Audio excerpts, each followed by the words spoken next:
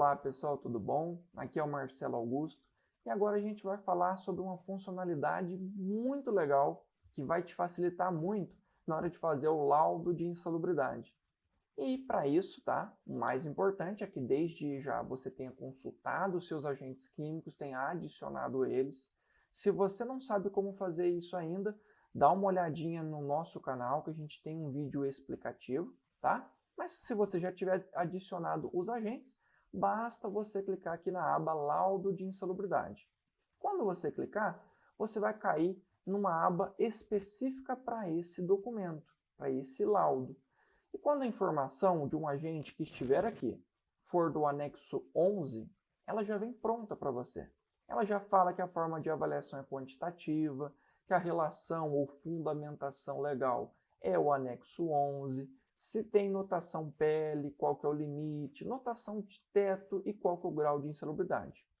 Perceba que nesse caso, a gente já te dá pronto também o campo de observações. É a penúltima coluna. Só que nela é uma coisa que eu quero te ajudar demais, assim. Eu quero que você olhe essa última coluna e pense nela como eu te auxiliando a fazer o enquadramento daquele agente. Beleza? Eu vou ler o caso aqui do tolueno para que você entenda como isso é riquíssimo de informações. Beleza? Vamos lá. O agente 108-88-3 tolueno, né?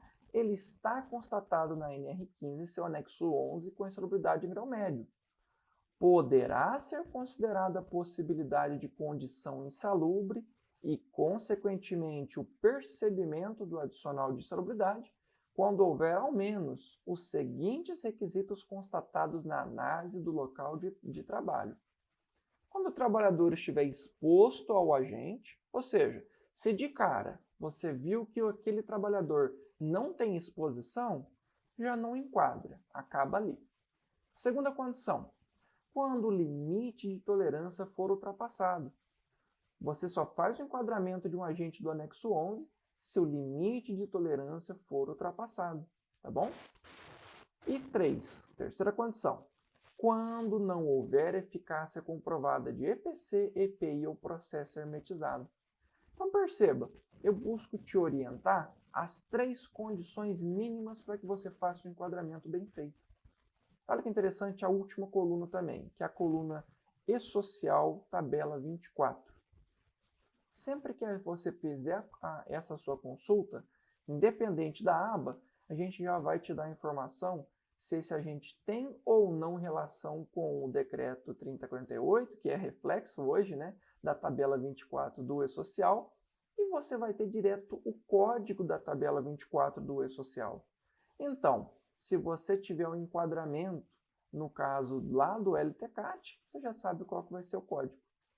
Aqui para o formaldeído também é anexo 11, para o álcool etílico também é anexo 11, mas perceba que para o benzeno e para a sílica, eu tenho travado a informação com a seguinte frase: a gente necessita de determinação de atividade. Selecione aqui.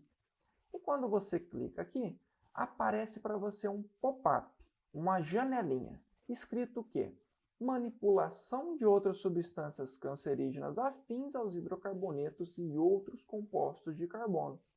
E quando você marca essa opção e clica no botão de salvar, toda a informação que você precisa para enquadrar corretamente o benzeno já vem pronta na tela para você. Ou seja, ele é um enquadramento qualitativo. Por quê? Porque ele está no anexo 13 em compostos de carbono, outras substâncias cancerígenas, com insalubridade em grau máximo. E aqui eu te dou também uma frase de observação, colocando as condições mínimas para que esse enquadramento seja feito. Tá? Agora, se eu pegar a sílica, que está lá no anexo 12, a gente sabe que para a NR15 tem a fração respirável e a fração total, que é a respirável e a não respirável. Perceba que se eu coloco essa fração de poeira total, eu tenho que ele está no anexo 12, mas olha o limite de tolerância dele. 24 sobre o percentual de quartzo mais 3. Agora, olha que interessante. Se você chegou nesse tipo de enquadramento, nesse tipo de atividade e ficou na dúvida e marcou mais de uma opção, não tem problema, Porque quando o web faz essa análise das atividades que você selecionou, ele considera o quê? O pior caso. E nesse caso, é o limite da fração respirável, que é 8 sobre o percentual de quartos mais 2. Se der esse enquadramento, é grau de insalubridade máximo. Beleza? Agora você também pode fazer a exportação, né, a impressão desse documento da aba laudo de insalubridade em formato de Excel. Então você clica nessa frase, né, dessa impressão, e você vai direto para a aba de relatórios, de downloads, tudo daquilo que você solicitou. Eu acabei de solicitar uma impressão da aba laudo de insalubridade e vou clicar na ação de fazer esse download. Então eu baixei o arquivo e olha que interessante. Tudo que você precisa para fazer um bom laudo de insalubridade vai estar aqui. É o agente, a fundamentação legal, a atividade que você usou para o enquadramento, no caso, para os agentes do anexo 12 e 13, a forma dessa avaliação, se foi qualitativo ou quantitativo.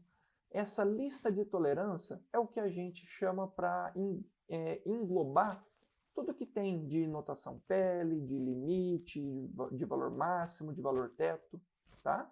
Inclusive essa coluna de observações que aqui é trazida também.